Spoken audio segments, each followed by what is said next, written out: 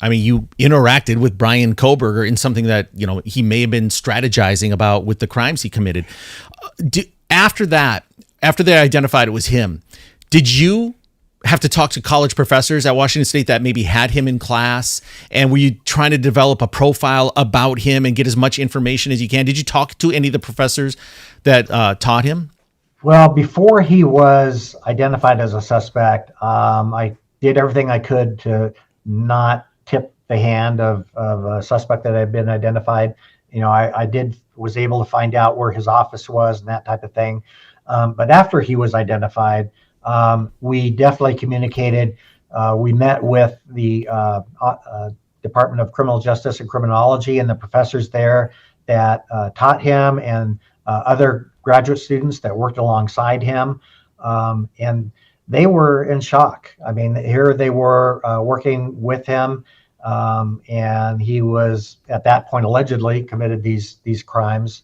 And so we actually had a mental health professional on retainer for the police department that we loaned out to that department to work with their staff to address their concerns and their mental health after this had happened. It's an interesting question. Just talking to you, Gary, in looking back, has there been any crimes in Pullman area that match this kind of crime that maybe Kohberger did a crime before this, if this was his first crime?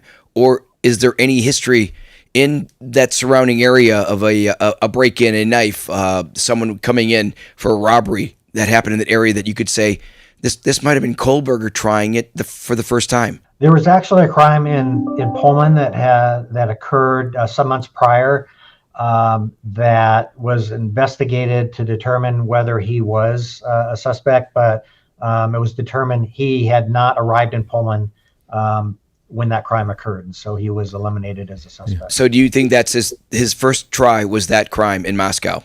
That, in your opinion?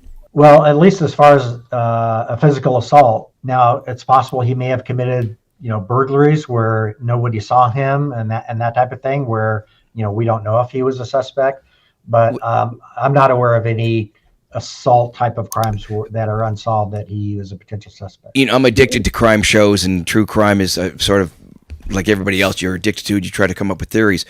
But on every show, it always starts with, no one goes right into a murder. It always starts with something.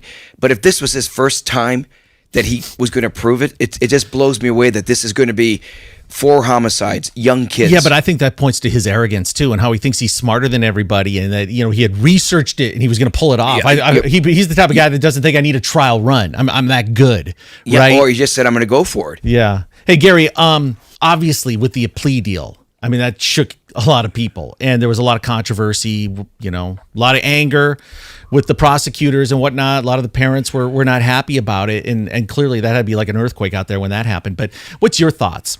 Were you surprised, when he was offered that, and that, this is the bottom line, that's no death penalty, life in prison, no chance of parole? Well, I was a little surprised based on how aggressive the defense team was, that they would just end up with a plea deal. But then again, it seems like they threw everything at the wall to see what would stick, and nothing did. And in the state of Idaho, I have to say they don't mess around with criminals like in some other states maybe. I think the judge handled it very well. And once the defense team couldn't get any kind of a wedge in there for some type of a defense, I don't think they had any other choice.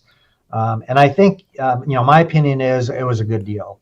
I totally respect the opinions of the families of the victims who weren't happy. I can't imagine the feelings that they have, and they have a right to feel however way they want.